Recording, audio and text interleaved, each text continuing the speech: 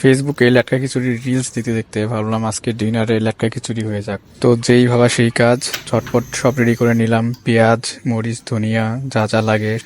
তেলটা গরম হয়ে গেলে সবকিছু ঢেলে দিয়ে হালকা ভেজে নেব। তারপর ধুয়ে রাখা চাল আর ডালের মধ্যে দিয়ে দিচ্ছি। সাথে কুচি করে রাখা কিছু মিক্সড সবজিও দিয়ে দিলাম। এবার পরিমাণ মতো হলুদ, লবণ, মরিচ দিয়ে ভালো করে মিক্স করে নেব।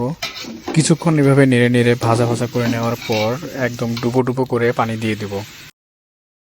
অনেকটাই সিদ্ধ হয়ে আসছে। এই পর্যায়ে একটু ঘি দিয়ে দিলাম। আর ঘি দেওয়ার পর খুব দারুণ একটা ঘ্রাণ আসতেছিল।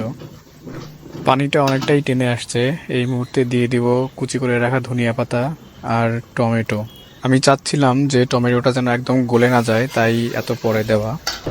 এই হচ্ছে ফাইনাল রেজাল্ট, একদম পারফেক্ট লেটকা খিচুড়ি। টমেটোগুলো যেমন চেয়েছিলাম ঠিক তেমনই আছে, একদম গলে যায়নি।